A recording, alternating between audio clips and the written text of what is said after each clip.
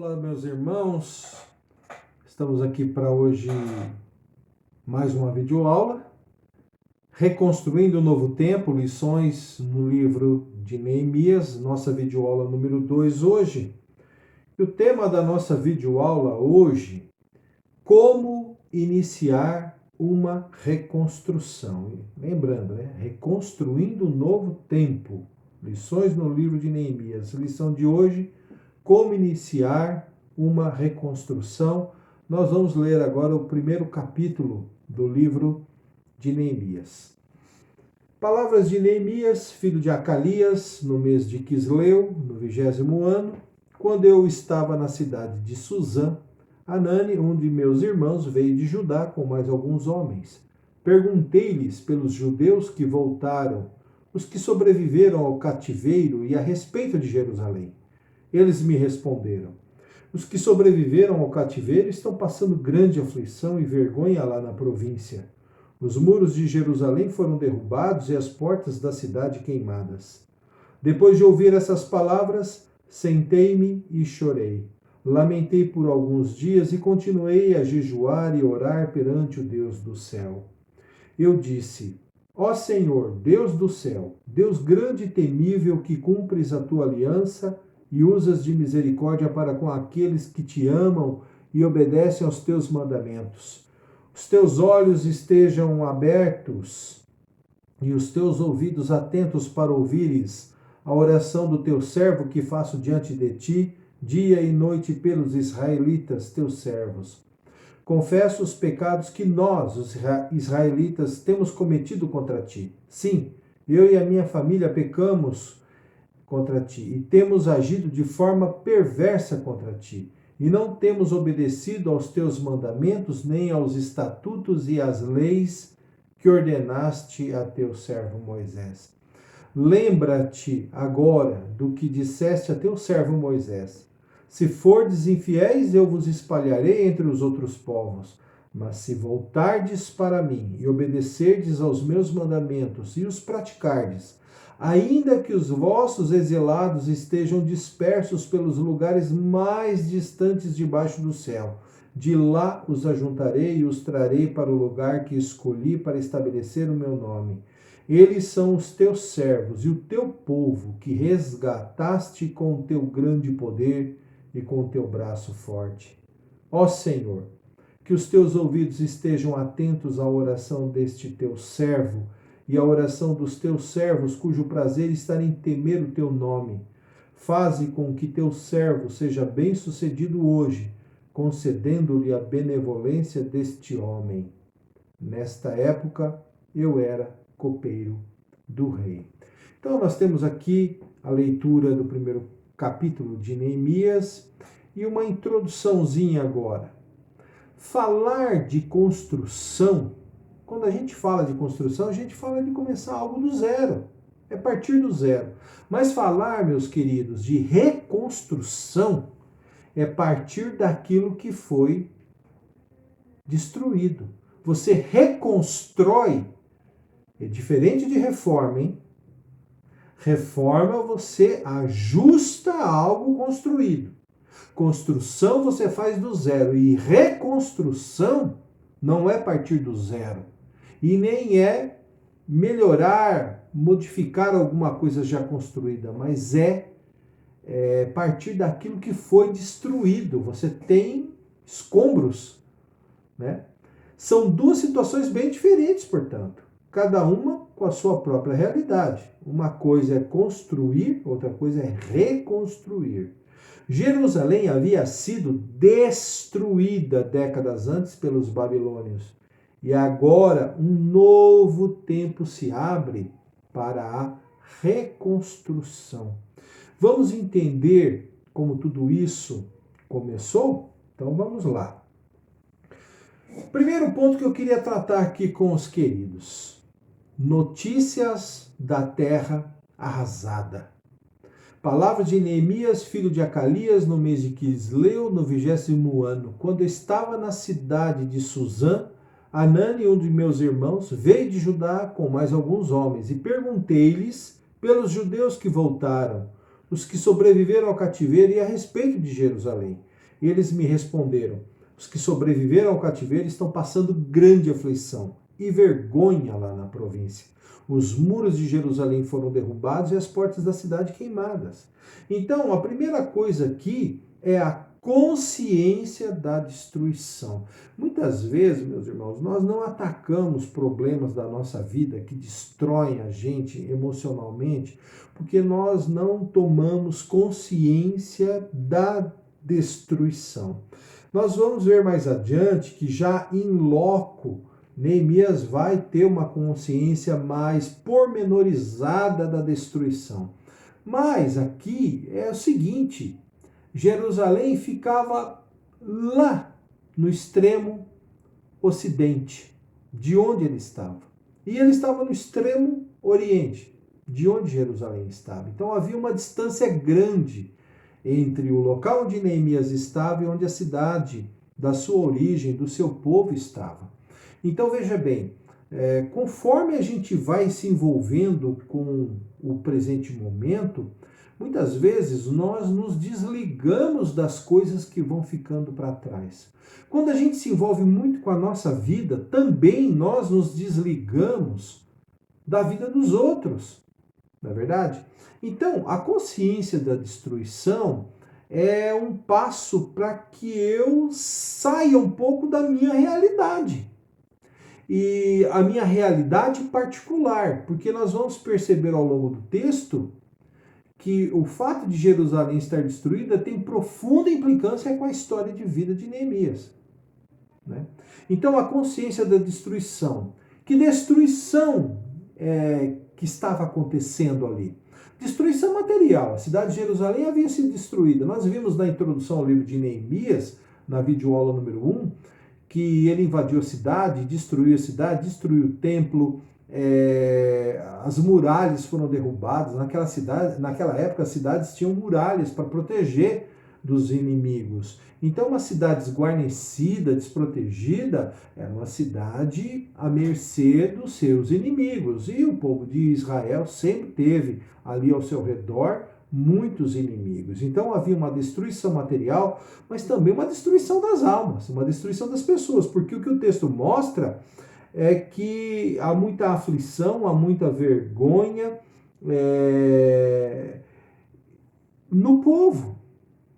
Isso afeta a alma da pessoa. Então veja que não se trata apenas da consciência da destruição material, mas da destruição de um povo, da alma desse povo, da alma em particular de cada judeu, mas da alma coletiva, da alma nacional, da nação de Israel. Veja, eles estão separados. Tem um povo vivendo lá, em Jerusalém, na Judéia, desorganizado, passando por vergonha, por opressão dos inimigos, e há outros judeus vivendo na Babilônia. Então, essas distâncias precisam ser diminuídas, porque a ideia de nação envolve essa coisa coesa, que nós somos um povo, nós temos uma origem. Né? Então, a destruição das almas dos que estão na terra arrasada, a terra que foi destruída lá, Jerusalém, ali, e a destruição das almas dos que estão também ali no exílio na Babilônia. Então veja que quando nós tomamos consciência da destruição, a destruição em todos os seus aspectos. E isso tem muito a ver com os nossos dias, né? Nós estamos vivendo momentos muito particulares em que muitas coisas nós estamos sendo privados delas.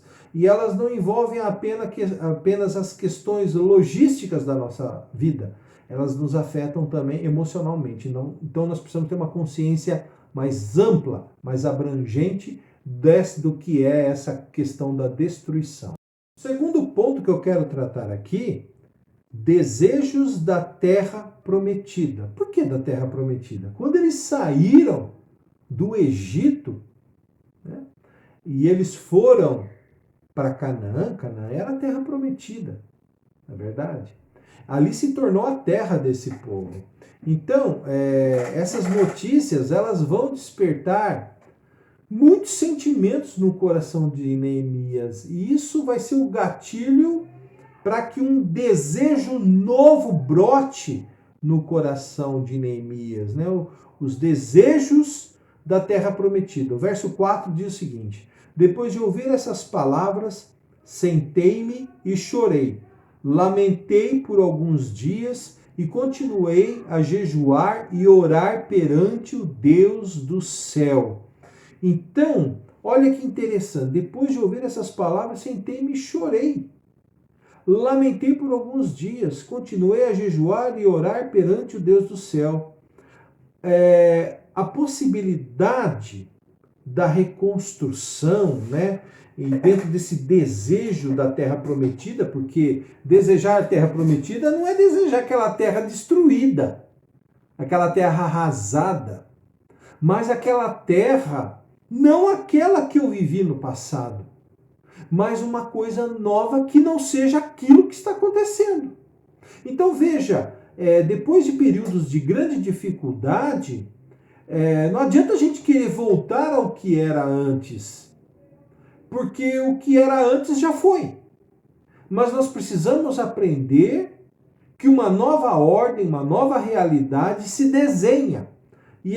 Então é aí que surge a possibilidade da reconstrução.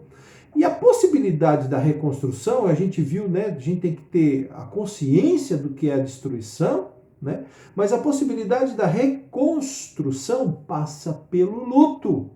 O que é o luto? O luto é tudo aquilo que envolve sentimentos, desapontamentos, dores, aflição, tudo aquilo que envolve a perda.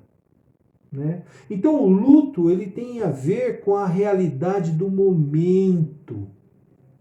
Eu preciso entender o momento. Alguém que perde uma pessoa muito querida, ele precisa viver o luto. Ele precisa sentir aquela dor, ele precisa sentir aquela perda, ele precisa sentir plenamente aquela dor, aquela perda, para ele entender a realidade nova em que ele se encontra.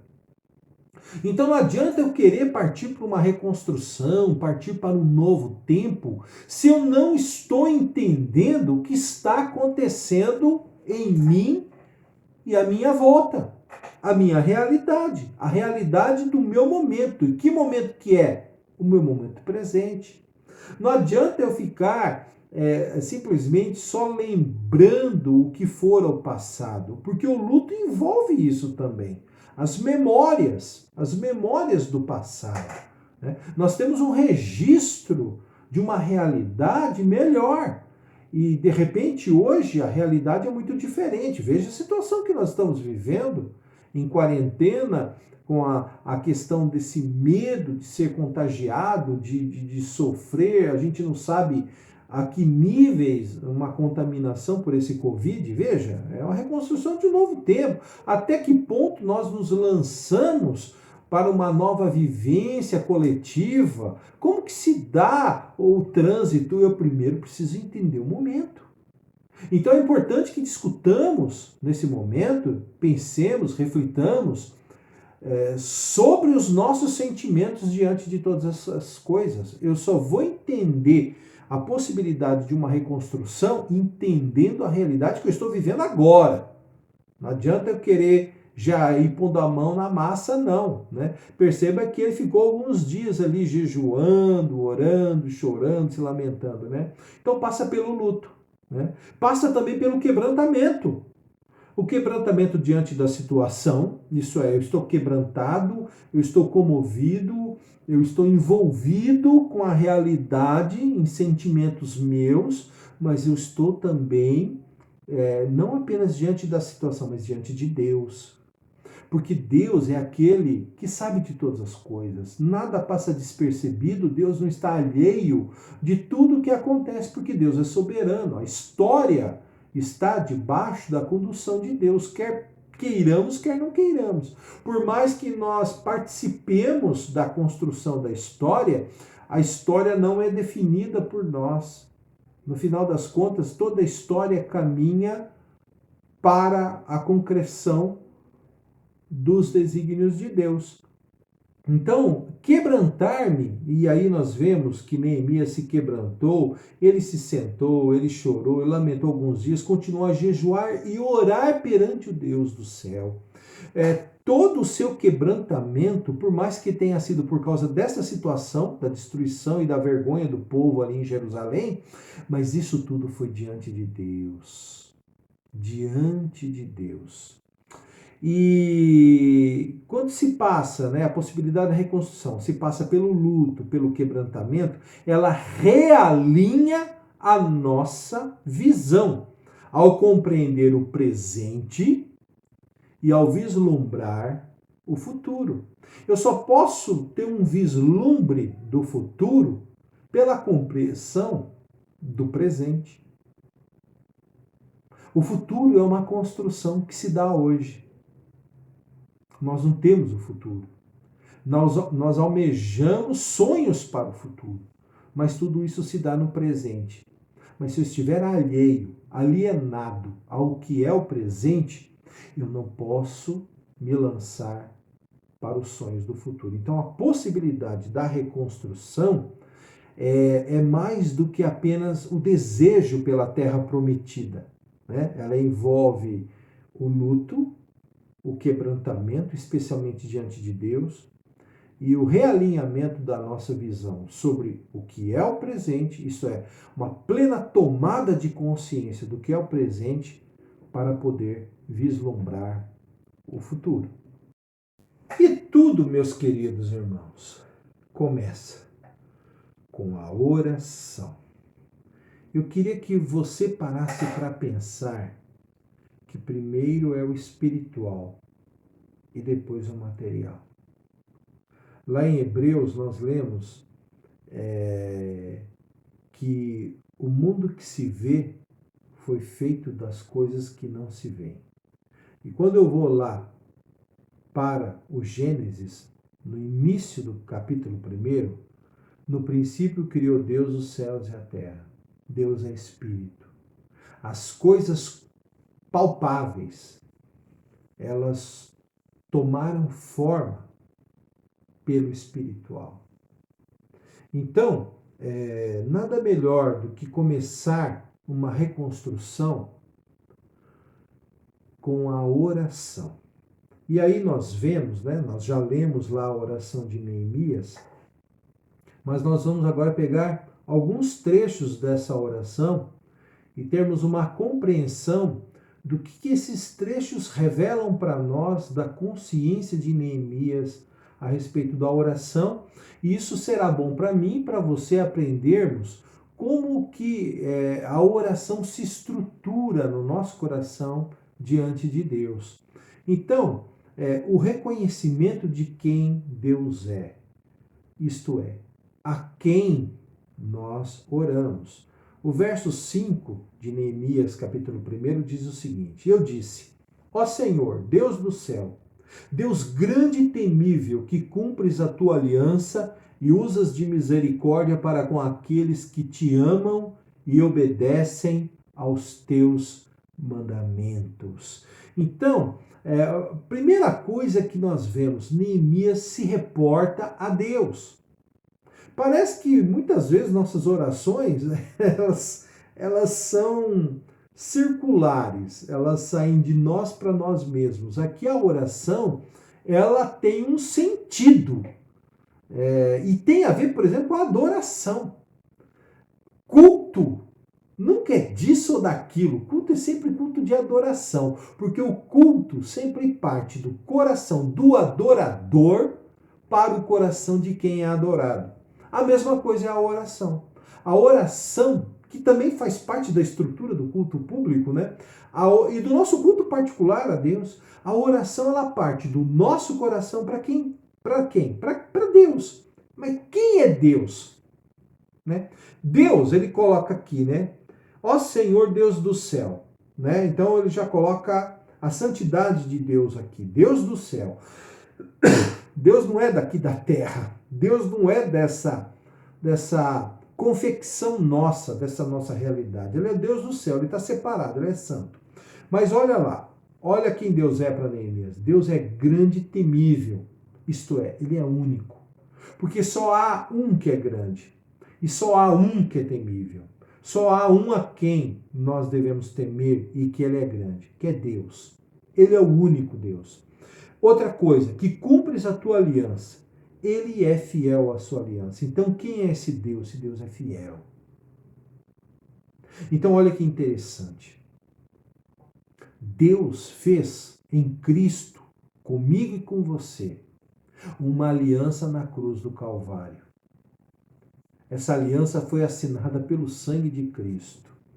O sangue de Cristo é a marca desta aliança. Cristo fazendo essa aliança conosco, essa aliança é inquebrável. Essa aliança não acaba. Porque essa aliança, ela é proposta por Deus. Ela não é proposta por mim, ela não é proposta por você. Essa aliança não subsiste no meu poder, no seu poder. Então, quando Deus elege um povo, esse povo é dele. E não é de mais ninguém. É por isso que Deus vai trazer esse povo de volta do exílio. Porque foi ele mesmo que levou esse povo para lá. E ele levou porque ele cumpre a sua aliança. Ele diz que se eles fossem infiéis, a gente vai ver isso mais adiante, ele espalharia eles por outros povos. Mas que se esse povo se arrependesse, ele traria de volta. Por quê? Porque foi ele quem fez a aliança. Então, meu irmão, quando nós temos uma aliança com Deus, essa aliança não se quebra, não é por nossa causa, é por causa de Deus. Então, quando eu oro a esse Deus, eu oro a um Deus que é fiel à sua aliança. A aliança que Cristo fez conosco na cruz do Calvário, meu irmão, não vai ser o pecado comum aí que você comete no dia a dia que vai quebrar essa aliança. Ah, mas o pecado que eu cometi foi grave, eu matei uma pessoa, eu adulterei, eu prejudiquei muita gente. Tudo bem, você vai ter todas as consequências do seu pecado. Mas não é esse pecado não é suficiente para quebrar a aliança que Cristo fez com você, porque foi Cristo quem fez, e a suficiência da aliança está no sangue dele, meu querido, não está no teu sangue, não está na tua possibilidade, não está nos seus méritos. É por isso que é possível a restauração do ser humano, porque Deus insiste e persiste comigo e com você. Ele é fiel à sua aliança e ele é misericordioso, porque se não fosse a misericórdia dele, nós já teríamos sido consumidos há muito tempo. O que nos faz subsistir nesse tempo, nesse espaço, nesse momento, o que nos faz não sermos consumidos são as misericórdias de Deus. A misericórdia é o castigo que eu mereço e não recebo. A graça é aquilo de bom que eu não mereço e eu recebo. Percebe? Então, misericórdia é o que eu merecia receber e não estou recebendo, que é castigo, que é destruição. Deus só levou esse povo para o exílio da Babilônia para disciplinar, corrigir os caminhos desse povo. Não foi para destruir esse povo. Tanto é que Jerusalém, a gente lê no livro de Neemias, vai ser restaurada. Por quê? Porque Deus é fiel, porque Deus é misericordioso. Mas também, essa oração de Neemias, nos versos 6 e 7, ela fala de confissão dos pecados. Então, se a oração ela inicia direcionada a Deus, ela mostra quem Deus é, quando se faz a confissão dos pecados, nós vemos quem nós somos. E nós somos diferentes de Deus nessa proporção, em que Ele é santo, não tem pecado, em que nós somos pecadores. Os teus olhos estejam abertos e os teus ouvidos atentos para ouvires a oração do teu servo que faço diante de ti, dia e noite pelos israelitas, teus servos. Confesso os pecados que nós, os israelitas, temos cometido contra ti. Sim, eu e a minha família pecamos. Temos agido de forma perversa contra ti e não temos obedecido aos teus mandamentos, nem aos estatutos e às leis que ordenaste a teu servo Moisés. Então, primeira coisa que fica clara aqui, somos pecadores. Se esse Deus é grande e temível, é o Deus que é fiel à sua aliança, é o Deus que é misericordioso, é o Deus que é santo, Nós que confessamos os pecados, o fazemos porque somos pecadores. Entendeu? Por isso que não tem culto disso, culto daquilo. Sabe por quê, meu irmão? Sabe por quê? Porque não pode partir de nós a disposição de um culto objetivo para nós mesmos, cuja objetividade seja nós mesmos. É um contrassenso, porque sempre a elevação da nossa alma é em direção a Deus. Entendeu? Deus atende os nossos clamores, Deus vem em nosso socorro, Deus nos liberta, Deus nos cura, mas o culto sempre é de adoração a Deus. Por quê? Porque ele parte daqui de baixo da realidade da degradação.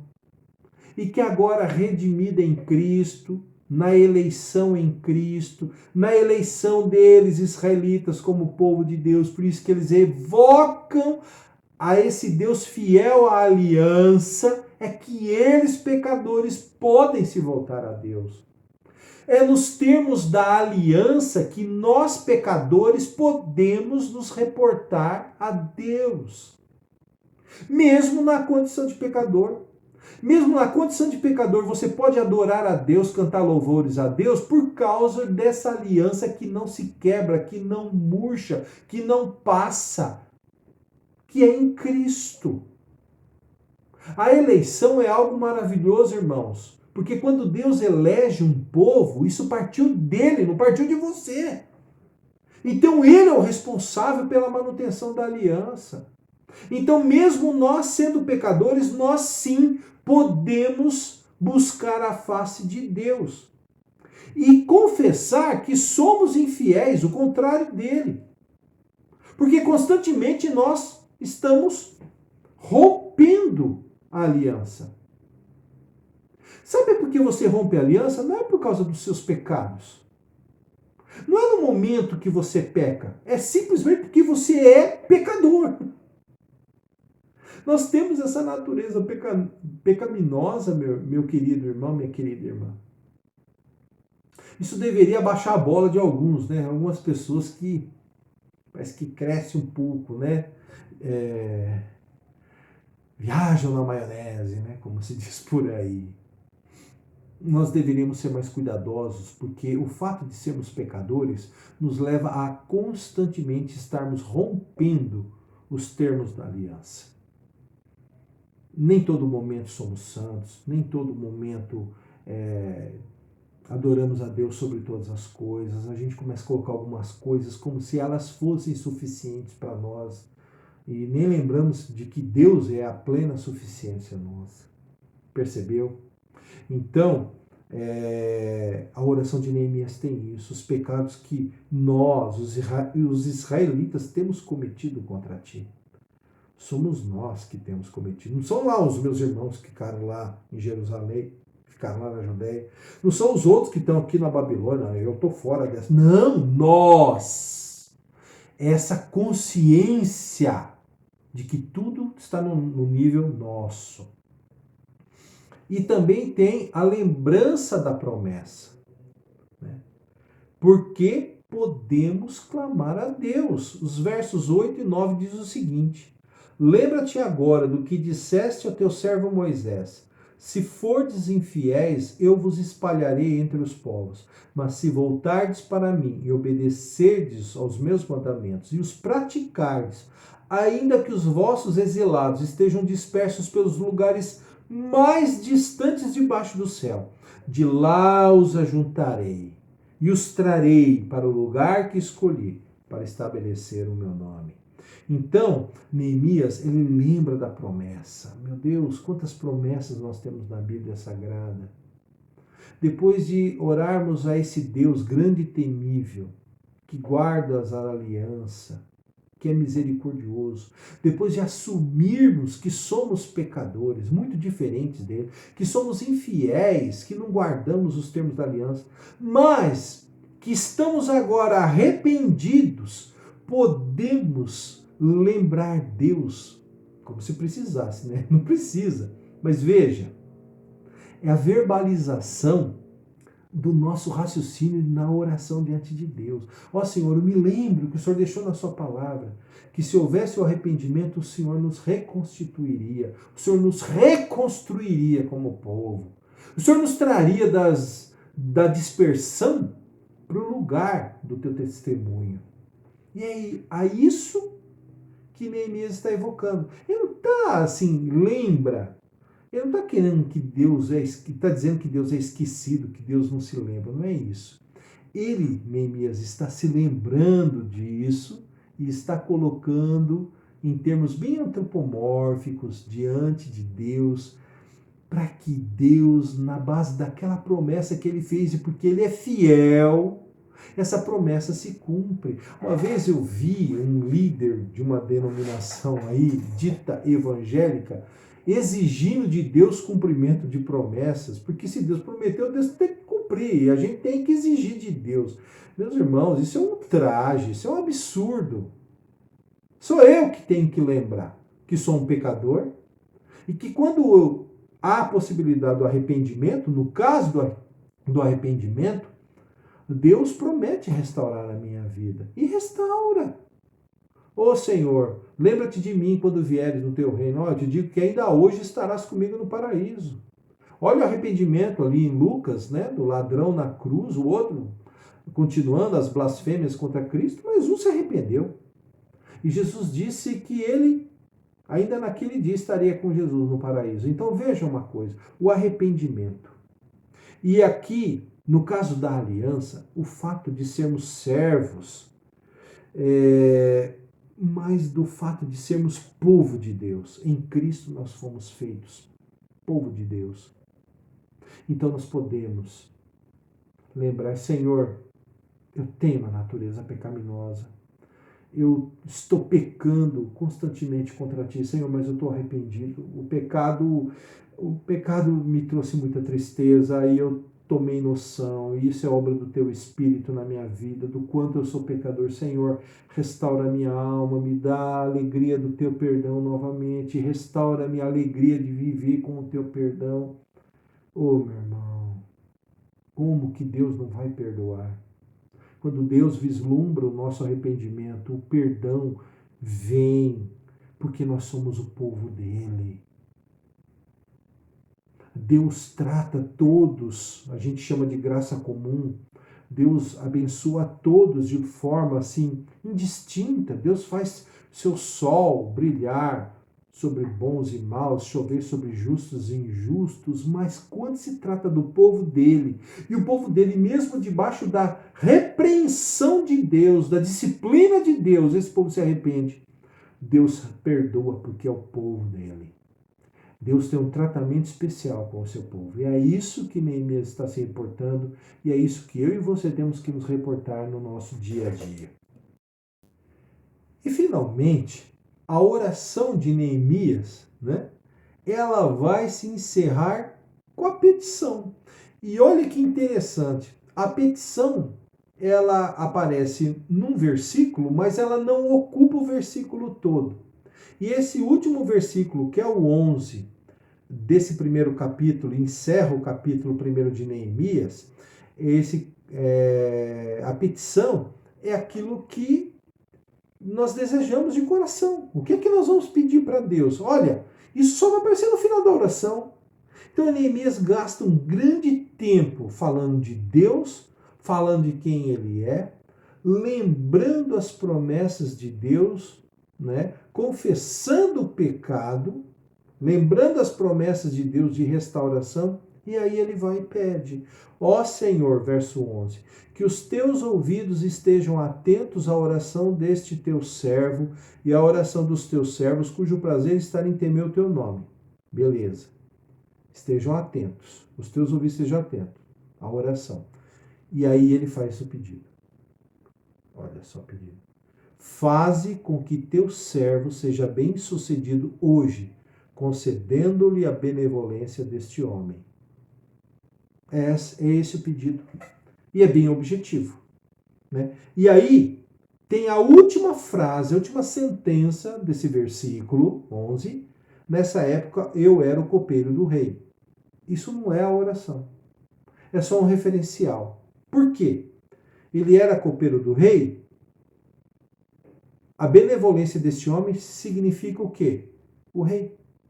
Então, o que ele está fazendo na oração? Faze com que teu servo, isto é, Neemias, seja bem sucedido hoje, concedendo-lhe a benevolência do rei.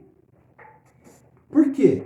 Porque depois de muito tempo quebrantado, jejuando, orando, chorando, lamentando, Neemias faz essa oração e aí ele no final coloca o pedido. Qual é o pedido? Eu quero conversar com o rei.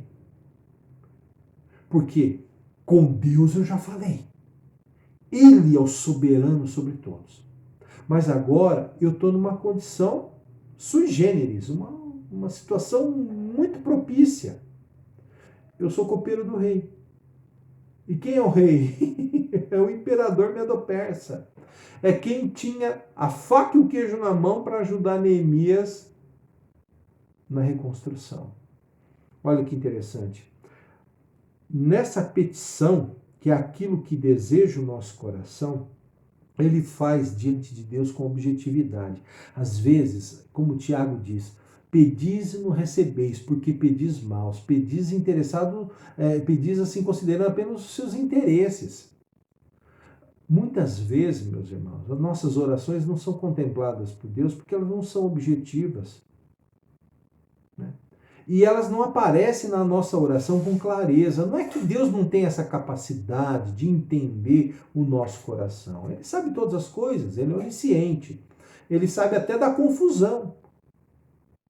Nós precisamos ser pessoas mais assertivas, mais claras, mais objetivas diante de Deus.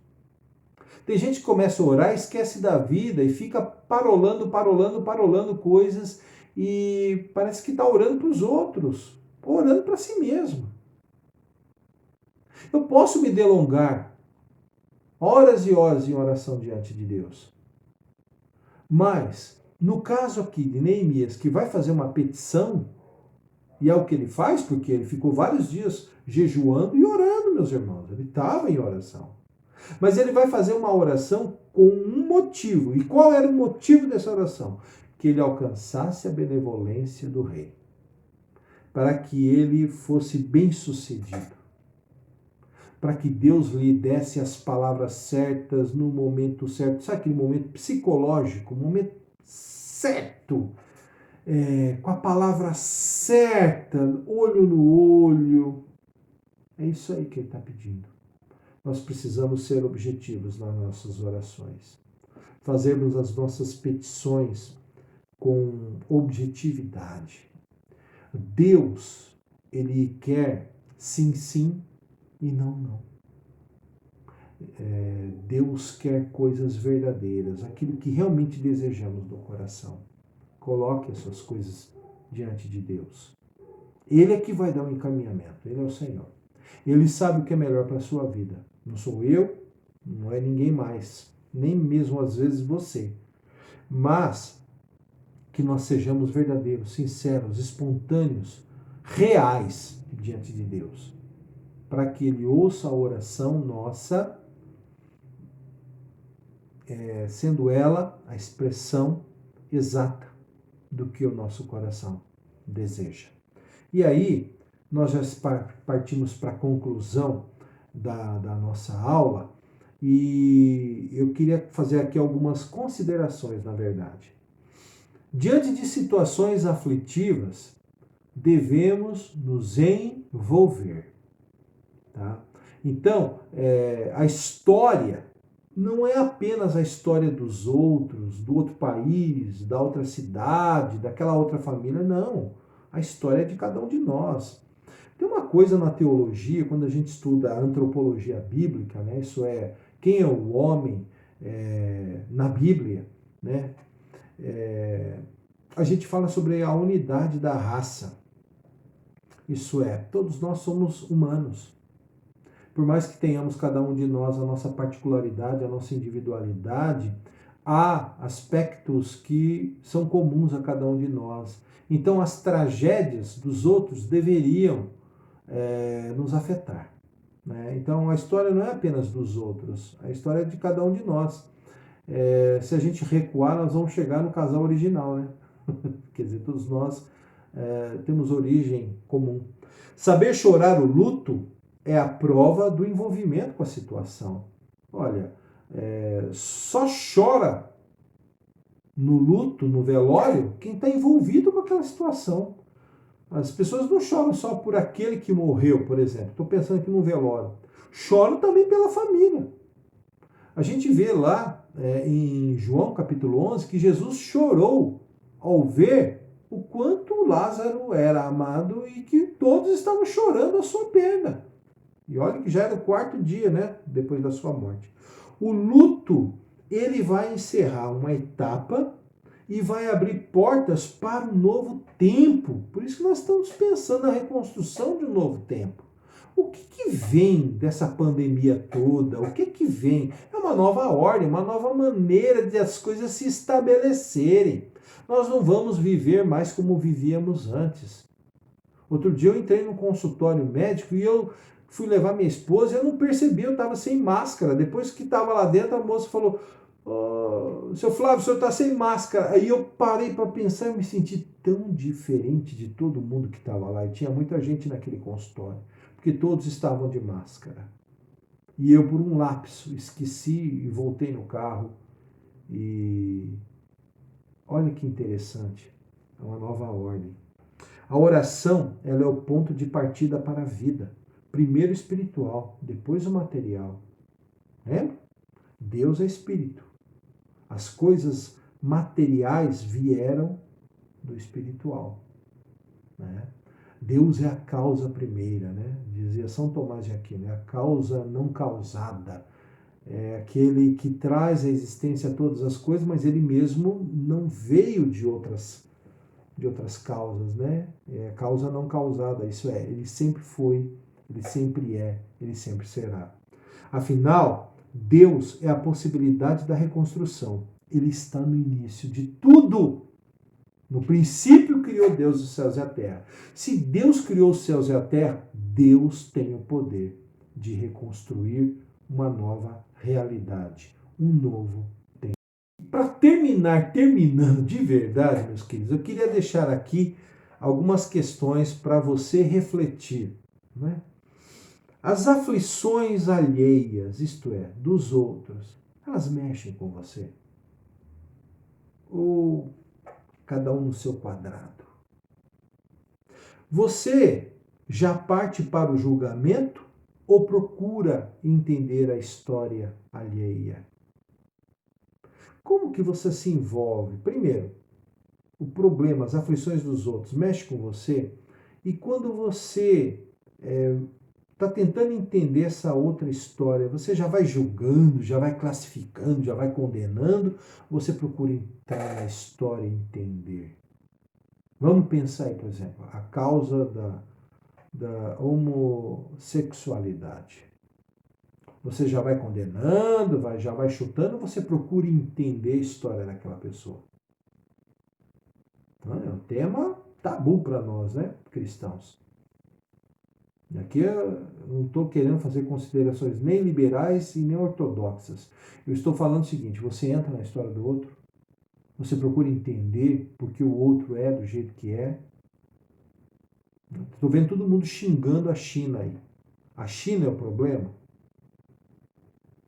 O problema vem de lá. Começou lá, se originou lá, mas você sabe como começou, como se originou.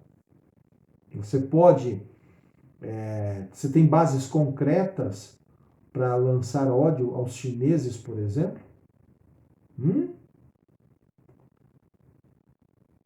E aí? Você vai caindo em qualquer balela que político vai falando, seja ele de qual alinhamento político que seja. E aí você não entra na história, você não procura entender a história. A que ponto você se envolve com a história dos outros, tendo condições de ajudar? Olha, você está em plena possibilidade de ajudar alguém. A que ponto você se envolve com aquela história? Ô senhor, me dá aí, dá aí um troquinho para eu comprar ali um negócio. É só isso que você faz. Você não se envolve com a história. Às vezes com a história daquele particular, talvez você não se envolva, mas você se envolve com essa história, por exemplo, da mendicância, daqueles que vivem em situação de rua, dos dependentes químicos, você se envolve, ou você só vai lá, dá um agrado, mas a minha igreja tem ajudado, minha igreja envia, eu já cooperei lá, mas e se você for lá? E se você pôr os pés naquele lugar, se envolver com aquela história? Será que o fato, por exemplo, do que doar donativos, você sentar e procurar ouvir a história de alguém na situação adversa, talvez, será que você não vai ajudar de uma forma mais ampla? A que ponto você se envolve com a história dos outros tendo condições de ajudar?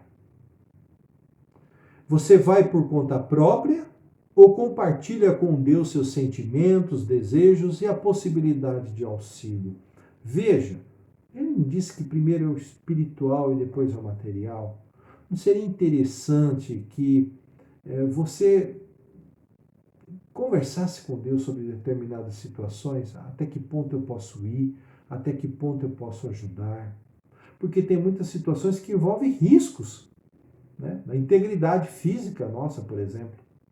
Nós precisamos ser precavidos e colocar diante de Deus, porque se a gente é impulsivo, às vezes a gente faz coisas que não deveria fazer, põe em risco a nossa saúde, põe em risco a nossa integridade. Nos dias que nós estamos vivendo, por exemplo, né, nós temos um inimigo invisível aí, um vírus. Eu não ponho só em risco a minha integridade, eu ponho a dos outros também, porque eu sou um vetor. Contaminado, eu sou um vetor deflagrador de contágio, de contaminação. E aí? A gente tem que tomar cuidado. Você coloca essas coisas diante de Deus, para Deus lhe dar orientação, para Deus abrir as portas, para Deus fazer os encaminhamentos na sua vida. Você faz isso? Você crê que Deus lhe dotou de dons para o benefício comum? Olha, o dom não beneficia você. O dom que você tem é para beneficiar os outros, porque os outros têm dons que você não tem para beneficiar você. Deus fez da diversidade a coisa mais linda que existe. Diversidade não é esse movimento aí que tem uma vez por ano em Bauru, não. Isso não é diversidade. Diversidade é próprio da cultura humana. Ela não tem a ver com um determinado nicho da sociedade. Ela faz parte da humanidade. Nós, seres humanos, somos diversos. Basta você olhar para mim. Você talvez encontre alguém com características físicas como a minha, mas não vai ser igual a mim. E terá uma história de vida diferente, possibilidades e dons diferentes dos meus. E é nisso que está a beleza de sermos humanos. Por isso que eu disse, a história não é minha, a história não é do outro, a história é de todos nós. Porque todos nós temos uma mesma origem. Então, essa diversidade de dons é para nós mutuamente nos abençoarmos. Então, a reconstrução de um novo tempo envolve a tomada de consciência do que está acontecendo através do luto. Isso vai dar possibilidades para eu projetar lá para frente. Eu tenho que começar com a oração, não tem como. Deus é o primeiro que tem que tomar ciência do que há no meu coração, né? E aí, eu me envolvendo com a história, sob orientação de Deus, fazer a diferença na história pelas particularidades minhas, pelos dons particulares que Deus dotou para a minha vida e que eu posso abençoar a vida dos outros. Assim nós vamos reconstruir um novo tempo. Uma nova ordem está vindo aí. Talvez essa reclusão nossa seja para a gente no forno, né? No forno, gestar essa nova realidade junto com Deus. E a gente partir, quando o novo normal se estabelecer, partirmos para uma vivência da fé cristã diferente nesse mundo. Talvez aí a Igreja de Cristo, que parece ser tão irrelevante nos dias de hoje, né? Talvez porque ela não está encontrando o seu lugar no tempo de hoje, ela vai começar a fazer uma diferença incrível na vida das pessoas. Nós precisamos viver esse momento. Então, essa quarentena não é tão ruim quanto muitos estão falando, não. Ela abre novas possibilidades, novas portas, para mim e para você. Ela abre novas possibilidades, novas portas para a Igreja de Cristo nesse mundo.